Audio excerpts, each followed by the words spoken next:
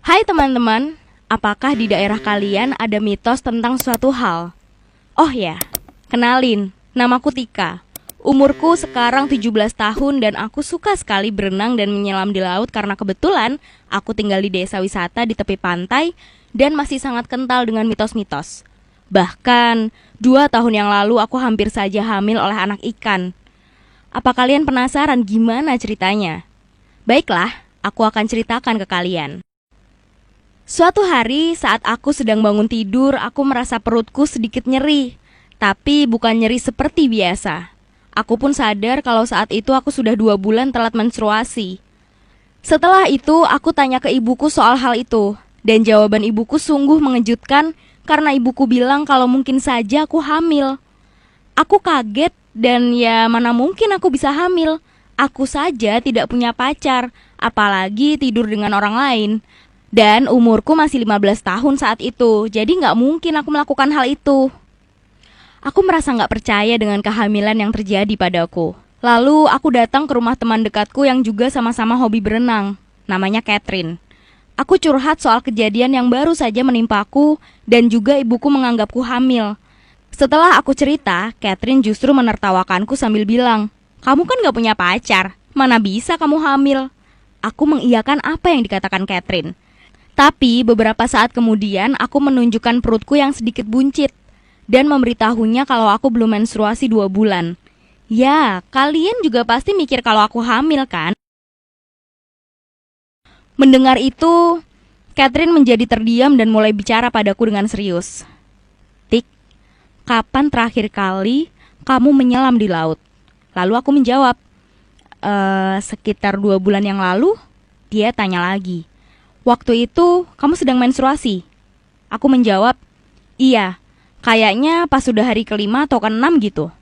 Nah, itu dia. Catherine bicara cukup kencang kepadaku. Wajah Catherine berubah menjadi gelisah. Lalu dia menceritakan bagaimana neneknya dulu pernah bilang kalau perempuan yang sedang menstruasi tidak boleh menyelam di laut karena akan menarik perhatian ikan dan bisa hamil karena ikan itu. Tiba-tiba aku jadi ikut panik dan aku juga ingat tentang perkataan kakekku sebelum meninggal dulu. Beliau pernah bilang seperti itu padaku. Aku sangat panik, lalu cepat-cepat pulang. Saat aku akan pulang, aku berpapasan dengan Doni, tetangga Catherine yang sangat cerewet. Aku rasa Doni habis nguping pembicaraanku dan Catherine barusan. Akhirnya sepanjang perjalanan pulang, orang-orang menatapku dengan tatapan yang tidak biasa. Aku rasa Doni sudah menyebar gosip ini ke orang-orang. Tapi aku gak peduli. Aku hanya ingin cepat-cepat ke rumah. Sesampainya di rumah, aku menceritakan percakapanku dengan Catherine. Dan setelah itu ibuku semakin percaya kalau aku memang hamil. Semakin hari aku merasa perutku juga semakin membesar dan sering terasa nyeri. Melihat itu, ibuku langsung membawaku ke klinik terdekat agar bisa periksa langsung dengan dokter. Ibuku bilang pada dokter kalau aku sedang hamil anak ikan. Lalu dokter memeriksaku dan kaget. Lalu wajahnya pun terlihat bingung. "Hah? Hamil oleh ikan? Mana mungkin, Bu? Ada-ada saja." Setelah itu ibuku menceritakan semuanya tentang mitos itu dan kejadian saat aku berenang di laut. Setelah mendengar cerita itu, dokter itu malah sedikit tertawa. Dokter menjelaskan pada ibuku kalau itu semua hanya mitos dan tidak akan pernah terjadi karena ikan dan manusia adalah jenis yang berbeda. Jadi gak mungkin kalau aku hamil oleh ikan. Ibuku masih mengelak dan belum bisa percaya dengan apa yang dikatakan oleh dokter. Ya, maklum, ibuku sudah lama tinggal di desa, jadi sangat mudah percaya dengan hal-hal seperti itu. Dokter menyarankan padaku untuk melakukan pemeriksaan dengan USG. Aku dan ibuku setuju dan saat itu juga aku diperiksa melalui USG. Aku terkejut karena hasil gambar menunjukkan dengan jelas kalau di dalam perutku ada seekor ikan. Aku sangat kaget karena aku menganggap bahwa itu memang benar-benar ikan yang ada di dalam perutku. Begitu pula ibuku yang sangat syok melihat foto USG-nya. Beberapa menit kemudian, dokter memintaku untuk menunggu di luar. Sementara itu dia akan berbicara dengan ibuku. Aku menunggu ibuku dengan perasaan gelisah karena aku sangat yakin kalau aku sedang hamil anak ikan. Aku bahkan berpikir macam-macam. Jangan-jangan saat aku berenang ada ikan kecil yang masuk dan berkembang di perutku. Rasanya semua ini gak masuk akal.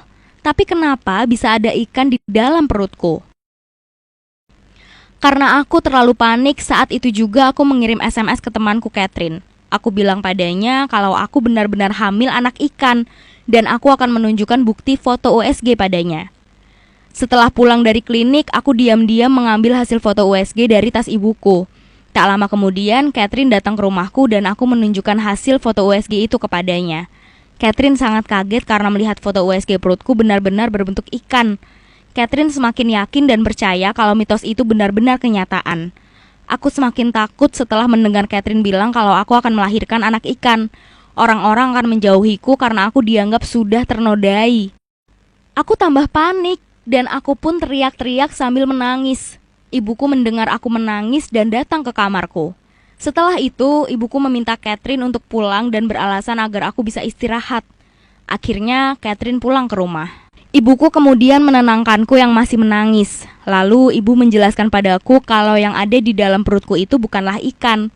Walaupun foto di USG menunjukkan gambar dan bentuk yang benar-benar mirip seperti ikan, tapi sebenarnya bukan.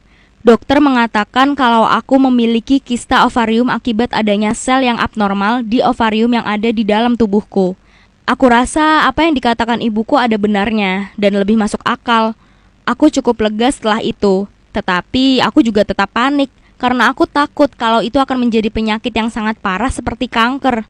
Kemudian, ibuku menenangkanku dan bilang kalau aku tidak perlu cemas karena kista itu bisa diambil dan aku akan baik-baik saja. Setelah mendengar itu, aku menjadi lebih tenang karena ternyata aku bukan hamil anak ikan dan juga penyakitku ini bisa disembuhkan. Ya, walaupun tentunya aku harus menjalani operasi yang mungkin cukup menyakitkan. Tapi aku tidak masalah, yang penting aku bisa segera sehat. Sejak saat itu, aku dan ibuku rutin menabung agar bisa membayar biaya operasi yang cukup mahal. Apalagi operasinya hanya bisa dilakukan di rumah sakit yang besar di kota. Tetapi demi bisa hidup normal kembali, aku dan ibuku selalu bersemangat mengumpulkan uang setiap harinya. Aku pun belum memberitahu hal ini pada Catherine karena dia tiba-tiba menghilang dan tidak pernah membalas SMS-ku lagi. Walaupun aku sudah tahu tentang kebenaran dari perutku ini, tapi orang-orang di desa masih percaya, bahkan mereka secara bergantian berdatangan ke rumahku untuk melihat foto USG dan memegang perutku. Tapi aku justru gak masalah. Justru ini terlihat menyenangkan. Ya, karena orang-orang gak hanya melihatku saja, tapi mereka juga memberiku uang setelah melihat kondisiku. Aku pun mengumpulkan uang itu untuk kutabung dan sebagai tambahan biaya operasiku nanti.